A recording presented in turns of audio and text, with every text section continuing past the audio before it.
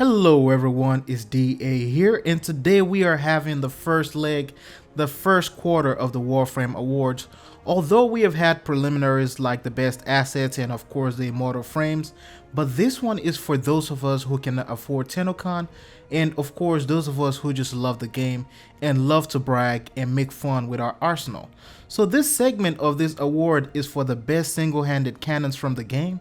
From the category of all single-handed secondaries, I have picked the following for you to enjoy. See, as far as these are the top 10 contenders for the number one spot as far as the best power punch secondary. The first on the list is Brock. Brock is of course the Godfather, very intense, very powerful. He packs a punch, and I'm saying it does pack a whole chunks of it. We have the second one, we have the Piranha. The Piranha is of course the baby daddy. This is a very bad boy, but sometimes can be very great. The only problem is only good for a short amount of time, and he has a problem with commitment. So this is of course why we tend to use him.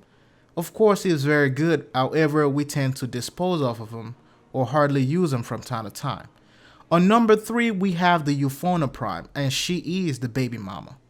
She will drain every ounce of resources to farm, drain all your plats and credits to build, and in most situations she can also be a keeper, which is of course why we still use it, and a lot of us are still looking and trying to find her. In number 4 we have the Lex Prime. The Lex Prime is the Goldfinger. He's the pride of the Orokin Empire, very immaculate man. However, he was later on sidelined to multiple choices because of course there are new weapons and new desires that came on into the game, so we barely have use for him. And yes, on number 5 we have the Pandero the Pendejo. He needs no introduction basically because he brags a lot about what he does, how much punch he packs. However, the problem is he can't seem to stay steady. This is of course why after the hype train dying down, a lot of us barely use him. On number 6 we have of course our Sonic Core. Now the thing about Sonic Core, as you must know, is that she is the devil's very own daughter. She blows a whole lot of load, and I'm telling you, she blows a whole lot of it. The only problem is as the game gets more intense and the enemy level scales higher and it gets harder and harder, she tends to fall short, which is why of course we use her for most of our mid-tier and early missions. However, when it comes to endgame, we put her in the back closet. On number 7 we have the Vasto Prime. This is of course the Pinky, the Shrimp, the Birdfinger. And of course if you look at all those few names, you know why we gave him that name, and it needs no additional explanation. On number 8 we have Monsieur Malok, or in other terms, or in other words, Mr. Murloc. The loud gentleman, seeker of foes, crusher of bones, the destroyer of worlds. Pretty much you get the whole gist of it. This is a very powerful weapon. Of course we would have used his syndicate counterpart, his brother. However, because of the syndicate effect, it would not make him qualify for this category because it would outshine everybody else.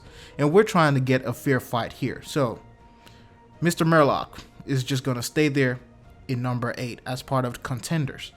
On number 9 we have the Kraken. This is the almighty balls of faith. Sees all, knows all, rolls over all, hears all, bounces over all. Pretty much you get the gist of it. The balls of faith. And last but not the least, we have the Colster.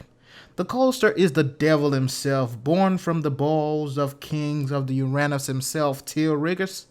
He is born from the abs of Till, devoured and of course conceived out of Uranus waters. Has the stamina of Zeus, speed of Mercury, and the ego of his father himself, Till Rigger. Now out of all 10, 3 have been selected on the stats based on how they look, based on Valor, based on their statistics, critical chance, status chance, physical damage, elemental damage, charisma, and of course grip. And this is why at the top 3, we have selected your winners for this award. Born from the very essence of the Goosestrike 3, the godfather of the Grenier army, the Brock, terrible accuracy, 5 magazine size, but yet packs a whole lot of punch in a small package. The Brack, of course, is your number 3 as far as the power punch.